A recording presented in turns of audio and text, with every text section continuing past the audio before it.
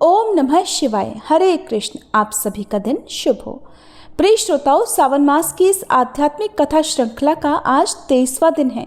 आज दिन है शनिवार, जो शनिदेव और भगवान शिव के न्यायप्रिय रूपों को समर्पित है।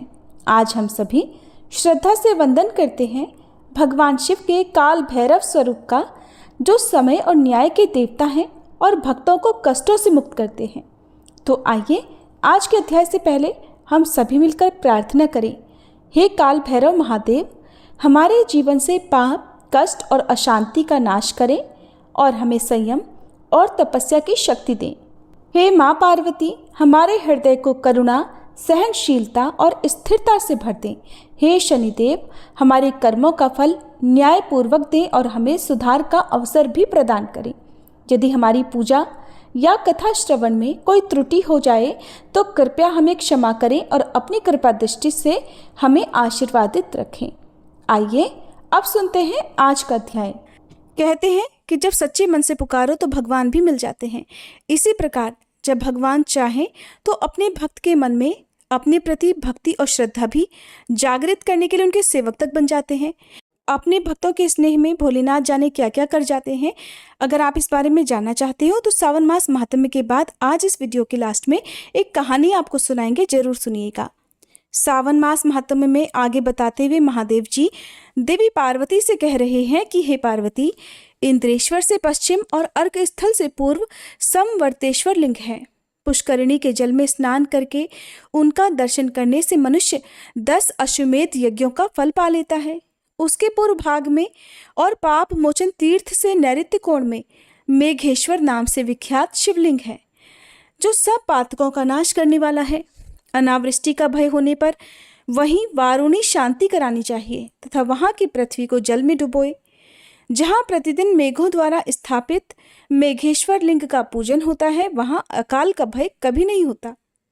गात्रोत्सर्ग तीर्थ से उत्तर बलभद्र जी के द्वारा स्थापित महापापहारी शिवलिंग है, जो मनुष्य तृतीया और रेवती नक्षत्र के योग में भक्तिभाव से चंदन पुष्पादि उपचारों द्वारा बलभद्रेश्वर लिंग का पूजन करता है, वह योगीश्वर का पद पा लेता है। प्राचीन काल में राजा भरत ने पुण्यमय प्रभास क्षेत्र में आकर परम उत्तम 10 अश्वमेध यज्ञों का अनुष्ठान किया था। उसमें सोमपान करके सहस्त्र नेत्रों वाले देवराज इंद्र पूर्ण तृप्त हो गए थे। अन्न और पान से दीनजन तथा दक्षिणा से ब्राह्मण लोग तृप्त हुए थे। फिर सभी देवता प्रसन्न होकर राजा भरत से बोले कि महाबाहो, तुम कोई मनोवांछित वर मांगो। राजा कहने लगे, जो मनुष्य यहाँ आकर भक्तिपूर्वक स्नान करे उसे 10 अश्वमेध यज्ञों का फल प्राप्त हो जाए। देवताओं ने कहा, राजन, भूतल पर यह स्थान दशाश्वमेधिक नाम से विख्यात होगा। महादेव जी कहते हैं, पार्वती, तब से सब पापों का नाश करने वाला वह तीर्थ पृथ्वी पर दशाश्वमेधिक नाम से विख्यात हो गया। ऐन्द्र वारुण स्थान से लेकर गौमुख तक और गौमुख से अश्वमेधिक तीर्थ तक विद्वानों ने शिव क्षेत्र बताया है। वहां मृत्यु को प्राप्त होने पर मनुष्य शिवलोक में आनंदित होता है। वहीं शतमेघ, सहस्त्रमेघ और कोटिमेध नाम के क्रमशः 3 लिंग हैं। दक्षिण दिशा में शतमेघ लिंग है, जो 100 यज्ञों का फल देने वाला है। प्राचीन काल में कार्तवीर्य ने वहीं शिवलिंग की स्थापना करके 100 यज्ञों का अनुष्ठान किया था। मध्य में जो कोटिमेध लिंग है, वहां साक्षात ब्रह्मा जी ने ही महालिंग की स्थापना करके 1 करोड़ यज्ञ किए थे। उसके उत्तर भाग में सहस्त्रमेध लिंग है, जिसकी स्थापना करके देवराज इंद्र ने सहस्त्र यज्ञों का अनुष्ठान किया था। जो पंचामृत, रस, जल, गंध और पुष्प आदि द्वारा विधि से उस लिंग त्रय की पूजा करता है, वह उन तीनों शिवलिंगों के नाम वाले यज्ञों का फल पा लेता है। वहीं दुर्वासादित्य का स्थान भी है, जहां दुर्वासा मुनि ने 1000 वर्षों तक तप किया और निराहार रहकर सूर्य नारायण की आराधना की थी। तब भगवान सूर्य ने उन्हें प्रत्यक्ष दर्शन देकर कहा कि सुव्रत, वर मांगो। दुर्वासा जी बोले, भगवान, यहाँ मेरे द्वारा आपकी जो सुंदर प्रतिमा स्थापित की गई है, उसमें आप तब तक निवास करें जब तक यह पृथ्वी स्थिर है। आपकी पुत्री यमुना जी भी यहीं रहें और आपके महाबली पुत्र धर्मराज जी भी यहाँ निवास करें। तब सूर्यदेव ने कहा, महामुने, तुमने जो कुछ मांगा है वो तो होगा ही, उसके सिवा गंगा आदि कोटि तीर्थों का भी और भी यहाँ निवास हो जाएगा। देवताओं सहित मैं सदा यहीं स्थित रहूंगा। दुर्वासादित्य का दर्शन करने से यहाँ सब प्राणी कोटि यज्ञों का फल पाएंगे। ऐसा कहकर भगवान सूर्य ने अपनी कन्या और पुत्र का स्मरण किया। यमुना जी पाताल फोड़कर वहां प्रकट हो गई और कालदंडधारी यमराज जी भी भगवान सूर्य के निकट उपस्थित हुए। सूर्यदेव बोले, धर्म, तुम और यमुना कोटि तीर्थों के साथ यहाँ निवास करो। तुम्हें यही रहकर पापी प्राणियों की भी यत्नपूर्वक रक्षा करनी चाहिए। ऐसा कहकर सूर्य नारायण अंतर्ध्यान हो गए। दुर्वासा जी ने जब अपने आश्रम की ओर देखा तो पाया वहां पाताल से यमुना जी प्रकट हो गई थी और उस क्षेत्र में साक्षात यमराज जी भी स्वरूप धारण करके दिखाई दिए। आदित्य से दक्षिण और दुंदुभी से पूर्व भाग में यमुना कुंड है। दुंदुभी वहां के क्षेत्रपाल हैं, जिनका शब्द दुंदुभी ध्वनि के समान होता है। वैशाख मास में उस कुंड में स्नान करके मनुष्य भक्ति भाव से दुर्वासादित्य की पूजा करे। जो उस महाकुंड में स्नान करके पितरों का तर्पण करता है, उसके पितर 10 वर्ष तक तृप्त रहते हैं। वहां पिंड देने से पितरों की 108 पीढ़ियां पुष्ट होती हैं। साथ ही नरक में गिरे हुए पितरों का भी तत्काल उद्धार हो जाता है। माघ मास के शुक्ल पक्ष में सप्तमी तिथि को जो मनुष्य अपने मन को संयम में रखते हुए दुर्वासादित्य की पूजा करता है, वह ब्रह्म हत्या से छूट जाता है। जो वहां दुर्वासादित्य के समीप सहस्त्र नामों का पाठ करता है, वह सब पापों से मुक्त हो जाता है। दुर्वासादित्य का दर्शन सब बालकों पर लगे हुए ग्रहों और राक्षसों का निवारण तथा महान पाप पुंजों का नाश करने वाला है। जो वहां क्षेत्रपाल दुंदुभी का पूजन करता है, वह पशु, संपत्ति, पुत्र, बुद्धि तथा लक्ष्मी से संपन्न हो जाता है। सूर्यदेव का वह क्षेत्र 1 कोस तक फैला हुआ है। जो सूर्यदेव के प्रति भक्तिभाव से रहित है, उसे उस क्षेत्र में प्रवेश नहीं करना चाहिए। महादेव जी कहते हैं, देवी, समस्त यादवों का संहार हो जाने पर केवल वज्र शेष रह गए थे। वे अपनी आयु के शेष भाग में अपने पुत्र महद्वलक यादवों के राज्य पर अभिषिक्त करके प्रभास क्षेत्र में आए। यहाँ उन्होंने एक शिवलिंग स्थापित किया, जो व्रजेश्वर नाम से प्रसिद्ध हुआ। राजा वज्र ने नारद जी के उपदेश से दीर्घ काल तक पाप नाशक प्रभास क्षेत्र में कठिन तपस्या की और परम सिद्धि को प्राप्त किया। जो मनुष्य जामवंती के जल में स्नान करके व्रजेश्वर की पूजा करता और वहां यादव स्थल के पास में ही ब्राह्मणों को भोजन कराता है, वह सहस्त्र गोदानों का फल पा लेता है। हिरण्या के समीप नागरादित्य का स्थान है। नागरादित्य सभी पापों का नाश करने वाले हैं। द्वारका में निघ्न के पुत्र सत्राजीत हुए हैं। उन्होंने ही वहां भगवान सूर्य की आराधना की और भगवान ने संतुष्ट होकर उन्हें स्यमंतक मणि प्रदान की, जो प्रतिदिन 8 भार सोना देती थी। उसे देकर भगवान भानु ने पुनः सत्राजीत को वर मांगने के लिए प्रेरित किया। तब सत्राजीत कहने लगे कि प्रभु, आप इस पुण्य आश्रम में सदा निवास कीजिए। एवं वस्तु कहकर सूर्यदेव अंतर्ध्यान हो गए। फिर सत्राजीत ने वहां सूर्यदेव की दिव्य प्रतिमा स्थापित की और प्रभास नगर के ब्राह्मणों को वृत्ति देकर उन्हें सेवा पूजा का भार समर्पित कर दिया। इसलिए नागर ब्राह्मणों के नाम पर ही उसका नाम नागरादित्य पड़ गया। जो हिरण्या नदी के जल में स्नान करके नागरादित्य का पूजन करता है, वह सूर्य लोक में पूजित होता है। जब शुक्ल पक्ष की सप्तमी को सूर्य की संक्रांति हो, तब उसे महाजया सप्तमी कहते हैं। उसमें किए हुए स्नान, दान, जप, होम तथा देवताओं और पितरों का पूजन, ये सभी कोटि गुना फल देने वाले होते हैं। जो उस समय नागरादित्य के समीप एक ब्राह्मण को भोजन कराता है, उसे 1 करोड़ ब्राह्मण भोजन कराने का फल मिलता है। ऋषि तीर्थ से पश्चिम पातकों का नाश करने वाली पिंगा नदी है, जो समुद्र में मिली है। उसके जल का स्पर्श करने से मनुष्य रूपवान होता है। एक समय दक्षिण भारत के रहने वाले कुछ महर्षि सोमनाथ जी का दर्शन करने की इच्छा से प्रभास क्षेत्र में आए और एक नदी के किनारे ठहर गए। वे काले रंग के और कुरूप थे, किंतु वहां स्नान आदि करने से कामदेव के समान रूपवान हो गए। तब उन सब ने आश्चर्यचकित होकर कहा, इसमें स्नान करके हम सब लोग पिंगल अर्थात गौरवर्ण को प्राप्त हुए हैं, इसलिए आज से इसका नाम पिंगा होगा। जो लोग भक्तिपूर्वक इसमें स्नान करेंगे, उनके वंश में कोई कुरूप नहीं होगा। पिंगा के दर्शन से मनुष्य को पितृमेध यज्ञ का फल प्राप्त होगा। यहाँ स्नान करने से दूना और तर्पण से चौगुना पुण्य होगा। जो यहाँ श्राद्ध करेगा उसे असंख्य फल की प्राप्ति होगी। पूर्व समय में उद्दालक नाम के एक महातपस्वी महर्षि प्रभास क्षेत्र में रहते थे। उन्होंने सरस्वती पिंगा संगम के समीप की भूमि पर बड़ी भारी तपस्या की। उनकी भक्ति के प्रभाव से उनके आगे ही एक शिवलिंग प्रकट हो गया और तभी एक आकाशवाणी हुई कि महाबाहु उद्दालक, मेरी बात सुनो। आज से इस शिवलिंग में मेरा नित्य निवास होगा। ये संगम पर प्रकट हुआ है, इसलिए इसका नाम संगमेश्वर होगा। इस लोक प्रसिद्ध संगम में स्नान करके जो मनुष्य संगमेश्वर का दर्शन करेगा वह उत्तम गति को प्राप्त होगा। इस आकाशवाणी को सुनकर महर्षि उद्दालक दिन रात आलस्य छोड़कर संगमेश्वर की आराधना करने लगे। इसके बाद देह त्यागने के बाद वे मेरे महेश्वर धाम को चले गए। संगमेश्वर से पश्चिम त्रिभुवन विख्यात गंगेश्वर लिंग है। भगवान श्री कृष्ण ने परम धाम पधारते समय स्नान करने के लिए वहां गंगा जल का आह्वान किया था। गंगा जी ने शिव भक्ति परायण होकर वहां शिवलिंग स्थापित किया। गंगेश्वर का दर्शन करने से गंगा स्नान का फल प्राप्त हो जाता है। ऐसा कहकर भगवान शिव कुछ क्षणों के लिए मौन हो गए। इसके आगे का महात्म्य आप अगली वीडियो में सुनिएगा। अब सुनिए भगवान शिव की भक्ति की सच्ची कहानी। भगवान शिव के बहुत सारे नाम हैं, ये बात तो सभी जानते हैं और ये भी जानते हैं कि भगवान शिव अपने भक्तों की भक्ति से बहुत जल्दी प्रसन्न हो जाते हैं और इतने भोले हैं कि वो अपने भक्तों का प्यार पाने के लिए उनके यहाँ उनके सेवक तक बनने को तैयार हैं।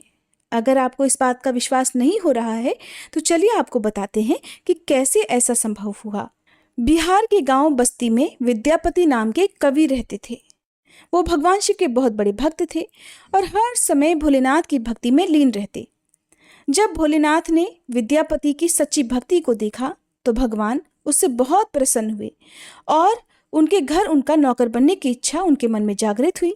तब भगवान शिव ने एक बहुत ही गरीब भिखारी का रूप धारण कर लिया। उस समय उनका हुलिया बहुत ही दयनीय दिख रहा था। उनके कपड़े भी चारों तरफ से फटे पुराने और मैले थे। भगवान शिव इस वेश में दरअसल अपने भक्त की परीक्षा भी लेना चाहते थे और वैसे वो जानते थे कि उनका भक्त सच्चा है। तब उसी रूप में भगवान शिव विद्यापति के घर गए और उन्हें अपना नाम उगना बताया। उन्होंने कवि विद्यापति से आग्रह किया कि वो उन्हें अपने घर पर नौकर रख ले, किंतु विद्यापति की आर्थिक स्थिति तो पहले से ही ठीक नहीं थी। ऐसे में अपने घर पर नौकर रखकर वो उसका वेतन भला कहाँ से दे पाते। इस कारण विद्यापति ने नौकर बने महादेव को मना कर दिया। लेकिन भगवान भी कहाँ मानने वाले थे। उन्होंने विद्यापति से बार बार अनुरोध किया कि मुझे किसी भी चीज की जरूरत नहीं, तुम मुझे वेतन भी मत देना, बस 2 वक्त की रोटी दे देना। महादेव के बार बार अनुरोध करने पर आखिरकार विद्यापति को उन पर दया आ गई और वह उन्हें अपने घर पर नौकर रखने के लिए तैयार हो गया। एक बार विद्यापति को राजा के दरबार में जाना था। उगना यानी कि भगवान शिव भी विद्यापति के साथ चल दिए। रास्ते में बहुत ज्यादा गर्मी थी, कड़ी धूप की यात्रा थी, जिस कारण यात्रा और भी कठिन हो रही थी। ऊपर से कड़ी धूप और लगातार पैदल चलने से विद्यापति का गला प्यास से सूखने लगा और आसपास कहीं ऐसी कोई भी जगह नहीं थी जहां पर पीने का पानी मिल सके। तब विद्यापति ने उगना से ही पीने के पानी का प्रबंध करने के लिए कहा। वहां दूर दूर तक ना तो कोई नदी थी, ना कुआं, ना कोई तालाब। अब भगवान शिव कुछ दूर जाकर और अपनी जटाएं खोलकर 1 लोटा गंगा जल ले आए और विद्यापति ने जैसे ही जल पिया वो तुरंत पहचान गया कि ये तो साधारण जल नहीं, गंगा जल है, और आश्चर्य में पड़ गया कि इतने घने जंगल में और इतनी भीषण गर्मी के बीच में, जहां दूर दूर तक जल का कोई नामो निशान नहीं है, ना कोई कुआं है, ना तालाब है, तो वहां आखिरकार गंगा जल कहाँ से आया। अब तो विद्यापति को उगना पर संदेह हो आया। उसने सोचा कि क्यों ना उगना से ही सब कुछ सच सच उगलवाया जाए। इसलिए वह उगना से उसका वास्तविक परिचय जानने के लिए जिद करने लगा। जब विद्यापति ने उगना को शिव कहकर उनके चरण पकड़ लिए, तब उगना बने महादेव शिव को अपने वास्तविक रूप में प्रकट होना ही पड़ा। तब भोलेनाथ ने विद्यापति को अपने दिव्य रूप के दर्शन कराए और भगवान ने विद्यापति से कहा कि भक्त, मैं तुम्हारे साथ रहना चाहता हूँ, किंतु मैं तुम्हारे साथ तब तक ही रह सकता हूँ जब मैं उगना बनकर रहूंगा। लेकिन तुम मेरे इस रूप के बारे में किसी को बताना मत, नहीं तो मैं हमेशा हमेशा के लिए चला जाऊंगा। विद्यापति भगवान शिव की इन बातों को मान गए। लेकिन एक दिन किसी बात पर क्रोधित होकर विद्यापति की पत्नी जलती लकड़ी से भगवान शिव को मारने लगी। उसी समय विद्यापति के मुंह से निकल पड़ा, अरे भाग्यवान, ये तुम क्या कर रही हो? ये तो तुम साक्षात भगवान शिव को पीट रही हो। इतना बड़ा अपराध! बस इतना सुनते ही भगवान शिव वहां से अंतर्ध्यान हो गए। इसके बाद से विद्यापति उगना के नाम से भगवान शिव को जंगल जंगल भटकते हुए खोजने लगा। विद्यापति की ऐसी दशा को देखकर भगवान शिव विद्यापति के सामने फिर से प्रकट हुए और कहा कि भक्त, अब मैं तुम्हारे साथ नहीं रह सकता। उगना के रूप में मैं जितने दिन भी तुम्हारे साथ रहा और जहां भी मैं तुम्हारे साथ रहा, उसके स्थान पर अब शिवलिंग के प्रतीक के रूप में मैं उसी स्थान पर सदा विद्यमान रहूंगा।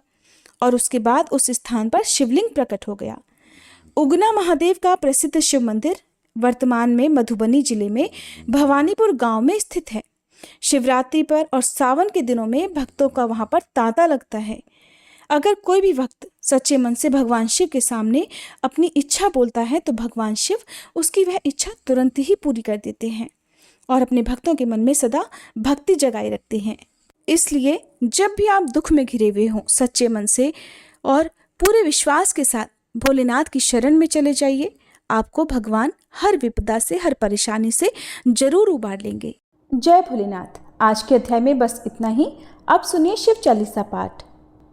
जय गणेश गिरिजा सुवन, मंगल मूल सुजान, कहत अयोध्या दास तुम, देहु अभय वरदान। जय गिरिजापति दीन दयाला, सदा करत संतन प्रतिपाला। भाल चंद्रमा सोहत नीके, कानन कुंडल नाग फनी के। अंग गौर शिर गंग बहाए, मुंड माल तन क्षार लगाए। वस्त्र खाल बाघांबर सोहे, छवि को देखी नाग मन मोहे। मैना मातु की हवे दुलारी, वाम अंग सोहत छवि न्यारी। कर त्रिशूल सोहत छवि भारी, करत सदा शत्रुन क्षयकारी। नंदी गणेश सोहितः कैसे, सागर मध्य कमल है जैसे। कार्तिक श्याम और गणराऊ, या छवि को कही जात न काऊ। देवन जब ही जाय पुकारा, तब ही दुख प्रभु आप निवारा। किया उपद्रव तारक भारी, देवन सब मिली तुम ही जुहारी। तुरत षडानन आप पठायऊ, लव निमेष मह मारी गिरायऊ। आप जलंधर असुर संहारा, सुयश तुम्हार विदित संसारा। त्रिपुरासुर सन युद्ध मचाई, सब ही कृपा कर लीन बचाई। किया तपहि भागीरथ भारी, पुरब प्रतिज्ञा तासु पुरारी। दानिन मह तुम सम को नाही, सेवक स्तुति करत सदाही। वेद नाम महिमा तब गाई, अकथ अनादि भेद नहीं पाई। प्रकटी उदधि मंथन में ज्वाला, जरत सुरासुर भये विहाला। कीन्ही दया तह करि सहाई, नीलकंठ तब नाम कहाई। पूजन रामचंद्र जब कीन्हा, जीत के लंक विभीषण दीन्हा। सहस कमल में हो रहे धारी, कीन्ह परीक्षा तब ही पुरारी। एक कमल प्रभु राखे उजोई, कमल नयन पूजन चह सोई। कठिन भक्ति देखी प्रभु शंकर, भय प्रसन्न दिए इच्छित वर। जय जय जय अनंत अविनाशी, करत कृपा सबके घटवासी। दुष्ट सकल नित मोहि सतावे, भ्रमत रहो मोहि चैन ना आवे। त्राहि त्राहि मैं नाथ पुकारो, ये ही अवसर मोहि आन उबारो, ले त्रिशूल शत्रुन को मारो, संकट से मोहि आन उबारो। मात पिता भ्राता सब होई, संकट में पूछत नहीं कोई। स्वामी एक है आस तुम्हारी, आए हरहु मम संकट भारी। धन निर्धन को देत सदाही, जो कोई जाचे सो फल पाही। स्तुति के ही विधि करे तुम्हारी, क्षमहु नाथ अब चूक हमारी। शंकर हो संकट के नाशन, मंगल कारण विघ्न विनाशन।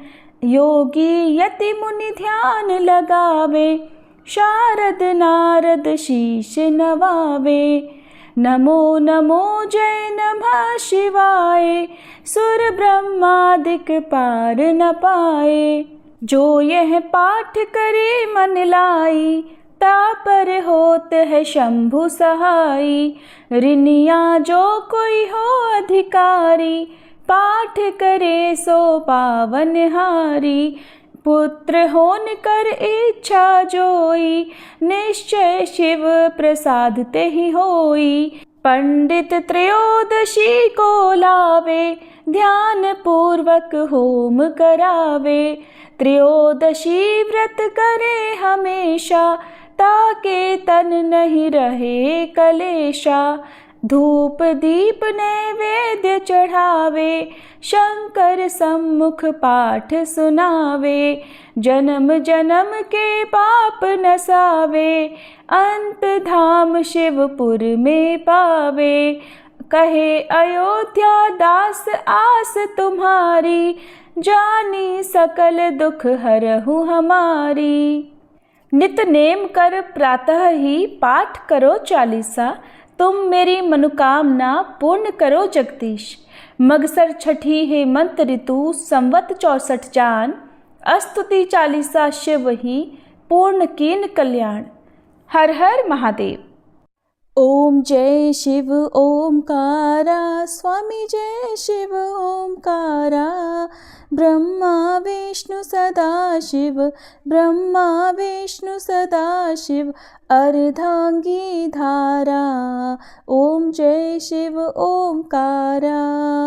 एकानन चतुरानन पंचानन राजे, स्वामी पंचानन राजे। हंसासन गरुड़ासन वृषवाहन साजे, ओम जय शिव ओमकारा। दो भुज चारु चतुर्भुज, 10 भुज अति सोहे, स्वामी 10 भुज अति सोहे। त्रिगुण रूप निरखता, त्रिभुवन जन मोहे, ओम जय शिव ओमकारा। अक्षमाला वनमाला मुंडमाला धारी, स्वामी मुंडमाला धारी। चंदन मृग मद सोहे, भाले शशिधारी, ओम जय शिव ओमकारा।